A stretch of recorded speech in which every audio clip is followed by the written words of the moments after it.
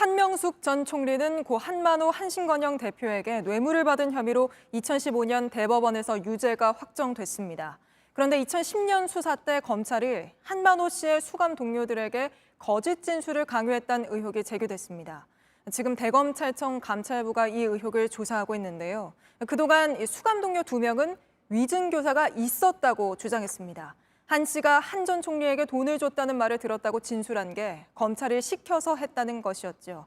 반면 또 다른 동료 1명은 위증교사는 없었다, 이렇게 반대로 주장을 했습니다. 그런데 최근 여기서 또 다른 수감 동료 최모 씨가 등장했습니다.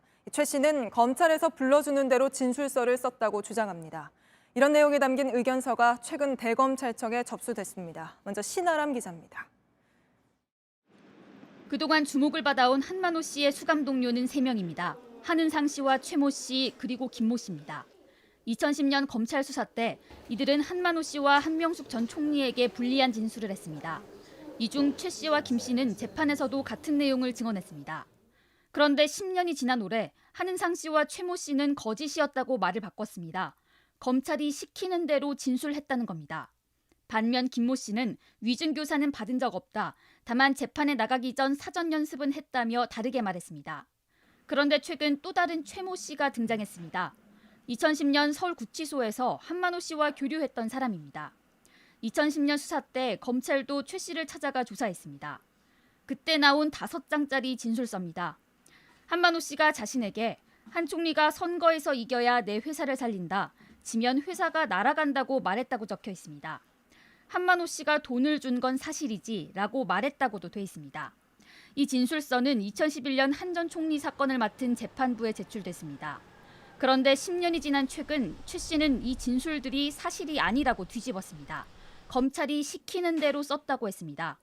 당시에 이 최모 씨는 사실 한만호 씨는 한명숙 전 총리에 관련된 그 정치자금법 위반 관련해서는 거의 알고 있는 사실이 없었습니다. 최 씨는 2011년 한 전 총리 재판에 증인으로 나가지 않았습니다. 증언을 하기 위해서 법원 앞에까지 갔다가 무서워서 자기가 거짓말을 하는 것이 두려워서 법정에는 출석하지 않았습니다. 한은상 씨의 대리인들은 검찰이 불러주는 대로 진술했다고 증언할 또 다른 재소자가 나타났다며 대검찰청에 조사를 요청하는 의견서를 보냈습니다. JTBC 신아람입니다.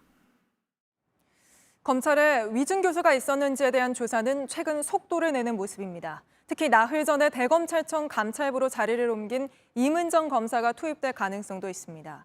임은정 검사는 검찰 안에서 내부 고발자를 자처해온 인물이죠. 이상엽 기자입니다.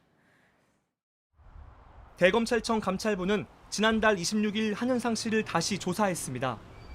현재 자본시장법 위반 혐의로 징역 20년을 선고받고 광주 교도소에 수감 중입니다. 지난 7월 6일 이후 한 달 만에 조사입니다. 이날 조사는 하루 종일 이어졌습니다.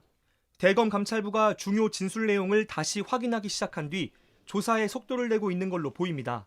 그동안 검찰 안에서 고발자 역할을 해왔던 임은정 부장검사도 이 사건에 투입될 가능성이 있습니다. 법무부는 지난 14일 임 검사를 대검 감찰정책연구관으로 발령냈습니다. 정기 인사가 아닌 데다 임 검사만 보직을 정해놓고 옮겨서 이례적인 경우입니다.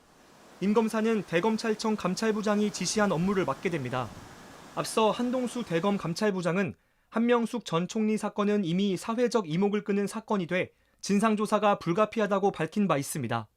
임 검사는 JTBC 취재진에 감찰 업무는 보안사항이라며 재조사를 맡게 될지에 대해서 답하지 않았습니다. JTBC 이상엽입니다. 네, 법조팀 신아람 기자와 한 걸음 더 들어가 보겠습니다. 신아람 기자, 고 한만호 씨의 동료 수감자가 한 명 더 등장했네요. 구체적으로 어떤 위증을 강요받았다는 주장이죠? 네, 먼저 2010년 12월 28일 검찰이 최 씨에게서 받은 진술서를 보시죠.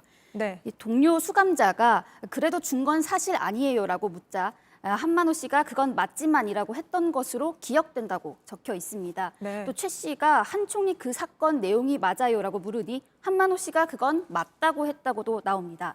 또 한만호 씨가 내가 누구 때문에 여기까지 왔는데 어떻게 얼굴 한 번 안 비추냐며 한 전 총리를 원망하는 말을 했다고도 진술했습니다. 네, 한만호 씨와 한명숙 전 총리에게는 불리한 내용이네요. 그렇습니다. 10년 전 진술서는 총 5쪽 분량입니다. 최근에 최 씨를 접견하고 온 변호사에게서 전반적인 이야기를 전해드렸습니다. 위증교사 의혹을 제기한 한은상 씨 대리인인데요. 이런 진술서의 내용은 최 씨가 잘 알지도 못했다고 했습니다. 검찰이 불러주거나 수정해 주는 대로 쓸 수밖에 없었다고 했습니다. 아무래도 수감 중이던 재소자다 보니까 검찰에서 불이익을 받을까 봐 두려워서라는 게 이유였다고 합니다. 네, 이 주장이 사실인지는 뭐 좀 더 검증을 해봐야겠죠. 뭐 10년이 지나서 말이 좀 바뀐 거니까요. 대검찰청 감찰부에서 조사를 하고 있으니까 그 결과가 나와야 정확한 사실관계가 파악될 것 같습니다. 저희가 최 씨의 주장이 의미가 있다고 본 것은 그동안 한만호 씨의 동료 3명의 주장이 엇갈려서입니다. 예. 2명만 위증교사가 있었다고 했는데 이런 주장을 하는 동료가 1명 더 나왔기 때문입니다. 네, 수사팀에도 좀 물어봤나요? 당시 수사를 했던 수사팀한테도? 네, 직접 물었습니다. 수사팀은 기존 입장을 고수하고 있습니다. 수사팀이 거짓 증언을 시킨 사실이 절대 없다는 겁니다. 특히 법정에까지 나왔던 다른 동료 수감자는 자발적으로 진술을 했고 이런 내용이 증인신문 조서에 다 쓰여 있다고 했습니다. 참고로 증인신문 조서에 거짓이 담기면 그 증인은 처벌을 받을 수 있습니다. 네. 대검 감찰부에서는 좀 어떻게 이야기를 합니까? 뭐 앞으로 계속 해봐야 되겠지만요. 네, 대검 감찰부는 감찰 조사가 진행 중이다 정도의 답을 했습니다. 최 씨에 대한 조사 계획도 물었는데 구체적으로 답변을 듣지는 못했습니다. 다만 주장이 엇갈린 3명의 수감 동료들도 다 조사를 했기 때문에 완결성을 위해선 최 씨에 대한 조사도 필요해 보입니다. 네, 알겠습니다. 여기까지 듣겠습니다. 신아람 기자였습니다.